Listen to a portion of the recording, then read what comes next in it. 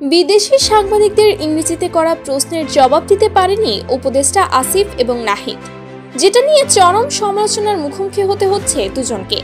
এবার গুঞ্জন উঠেছে ইংরেজিতে পারদর্শী না হওয়ায় অন্তর্বর্তীকালীন সরকার থেকে বাদ পড়ছে এই দুই উপদেষ্টা। এদিকে সোশ্যাল মিডিয়ায়ও তাদেরকে নিয়ে হাই লেভেলের হাসাহাসি হচ্ছে, যে কারণে সমালোচনার মুখোমুখি হচ্ছে অন্তর্বর্তীকালীন সরকার।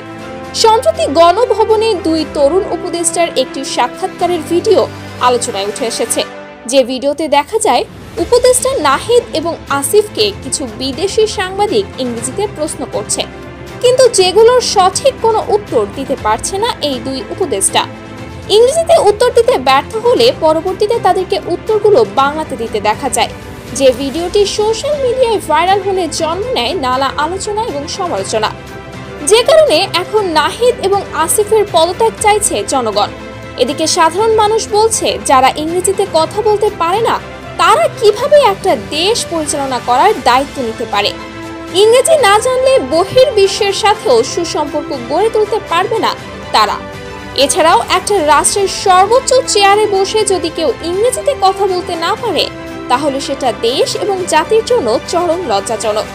শেখ হাসিনা সরকারের পতনের পর গঠিত হয়েছিল অন্তর্বর্তীকালীন সরকার। ডক্টর ইউনূসকে প্রধান উপদেষ্টা করে গঠিত এই সরকারের জায়গা হয়েছিল তরুণ এই দুই যুবকের। দেশের মানুষও তাদেরকে নিয়ে বড় স্বপ্ন দেখেছে এতদিন। তবে ইংরেজিতে কিছু প্রশ্নের উত্তর দিতে না পারায় তীব্র তাচ্ছিল্যের শিকার হচ্ছে এই আসিফ নাহিদ।